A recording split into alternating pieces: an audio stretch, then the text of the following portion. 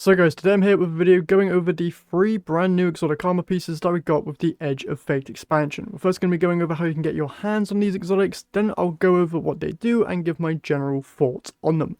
So first, how you get these exotics, there are 2 ways of doing so. The first way is completing the new campaign for the Edge of Fate expansion on Legend difficulty, pretty self-explanatory. Once you've completed the Triumph, you just get the exotic for free, which is amazing. The other way of doing it, if you don't want to go through the legendary campaign, is just by going to the Kepler destination, and you will find a activity called the Sieve, which is a time-gated activity. As you can see right there in the orange text, there is a timer that will tell you how long you have until the next Sieve activity is available. Just by completing this activity and getting the highest score possible within it, you will get a guaranteed reward of the exotic for your given class.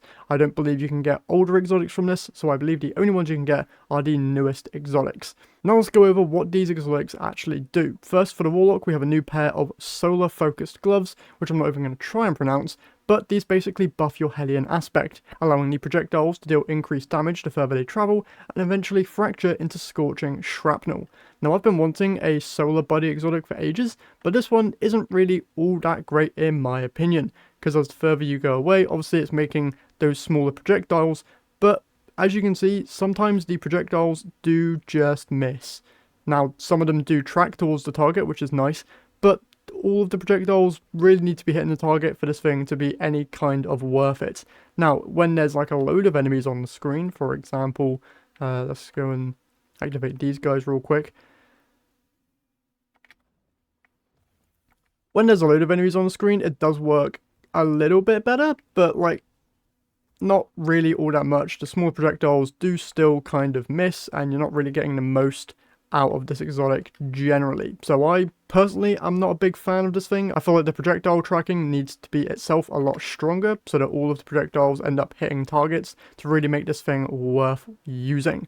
But if you want to use this thing and have a solar body based build, the main things you're going to need are of course the Hellion aspect, and for fragments I'm mainly going to recommend that you use Ember of Singeing. This will make it so that your class ability recharges faster when you scorch targets, and paired with this exotic, you're going to be scorching targets thanks to your Hellion aspect, which is very, very handy.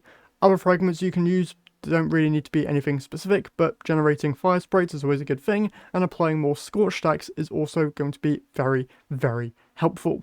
Overall though, this isn't really an exotic that I feel like people should be going for in particular, because it's not all that great in my opinion. Now though, let's jump over to the Hunter and review their brand new exotic. So Hunters, you have a brand new strand focused exotic chest piece called Morai, and this thing says that threaded spikes can bounce to tangles, detonating them and returning immediately. Tangles detonated by threaded spikes are rewoven and retrieved by it. Catches without a tangle refund extra melee energy.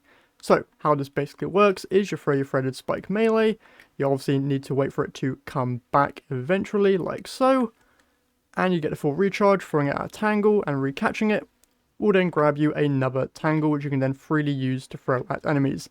This paired with the Beyblade tangle aspect is very, very potent, as you can see. Just having 2 to 3 of these active at a time is very, very funny.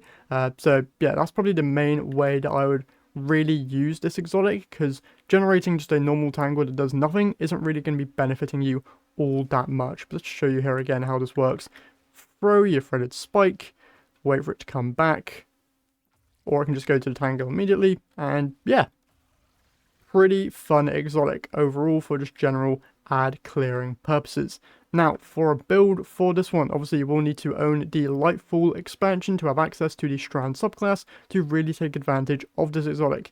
Yes, you can use it with Prismatic because you do have some Strand things on here, but you don't really have anything that is going to be buffing your tangles in any way. So the main things you're going to want here on the Strand subclass are of course the Aspect Whirling Maelstrom. This is going to be turning your tangles into those Strand Beyblades that we just showed. Very, very potent here and makes this build really, really fun. For the fragments though, the only main one that I'd recommend is Thread of Fury, where damaging targets with a tangle grants melee energy, just in case you don't have that high of a melee stat and want to be generating as many of these Beyblades as you can. Other than that, nothing really else too strong other than Thread of Continuity, which is going to be increasing the effects of your Suspend, Unravel, and Sever debuffs. Because obviously with Whirling Maelstrom, you're going to be unraveling a whole load of people with those unraveling projectiles from the Beyblades, so it's just a nice thing to have there. Overall, this exotic is a whole lot of fun. I don't know how good it's going to be inside of endgame content, but for just general day-to-day stuff, being able to generate a whole load of Beyblades is very, very satisfying and will allow you to clear out waves and waves of enemies very, very easily. Now let's head over to the Titan and talk about the final exotic for this video. Now Titans, you probably have the most interesting or exciting exotic with this expansion called Melus Panoplia. What this does is collecting a fire sprite or dealing rapid solar final blows will make you a Forge Master, allowing you to recall your throwing hammer. After impacting a target, recall your hammer at full intensity to perform a perfect recall, causing an explosion of Forge slag. Perfect recalls and collecting a fire sprite extend your time as a Forge Master. So what this ends up looking like is if you get 3 or more rapid solar final blows like so, you become a Forge Master, or if you pick up Fire Sprite, you'll also become a Forge Master, and throw your hammer, wait for it to shine a bit brighter, hit the melee button again, and it recalls to your exact location, and does a nice little explosion there as well, which will deal some damage to any nearby enemies. Rinse, repeat, until every enemy in sight is gone. Overall, this is a very satisfying gameplay loop, I'm not going to lie. Been wanting a feature like this in the game for as long as Throwing Hammer has existed, and it's just a very fun gameplay loop. Stacking this with Roaring Flames as well as some free Radiant from some fragments is going to be very, very potent. So yeah, just taking advantage of this is going to be absolutely incredible for any Titan looking to have a fun solar build. Now, going to stop Throwing Hammer. Let's go over build stuff. Obviously, Solar subclass is going to be great here because you will need the Throwing Hammer melee ability. For the aspects, Roaring Flames is a no-brainer. Final blows with solar abilities or ignitions increase the damage of your solar abilities. This is going to be just generally increasing your Throwing Hammer damage, which is great. And then we're using Soul Invictus, so that solar ability final blows, Hammer of Soul impacts, and defeating scorched targets creates sunspots. These are also going to be applying restoration to you, which is very, very handy for survivability. Now for main fragments here, Ember of Torches is going to be mandatory for this, just to get the free Radiant from your melee, because you're going to be meleeing a whole lot. And alongside that, Ember of Mercy for the Fire Sprites, granting you restoration, once again for more survivability. Other than that, you can go with whatever you want. Defeating a scorched target grants melee energy from Ember of Searing is also great for even more Fire Sprite generation. And yeah, other than that, have a fun time with throwing your hammer constantly. You need to remember to become a Forge Master though, because sadly it isn't a just by default ability. Kind of wish it was, but I feel like that would be a little bit broken.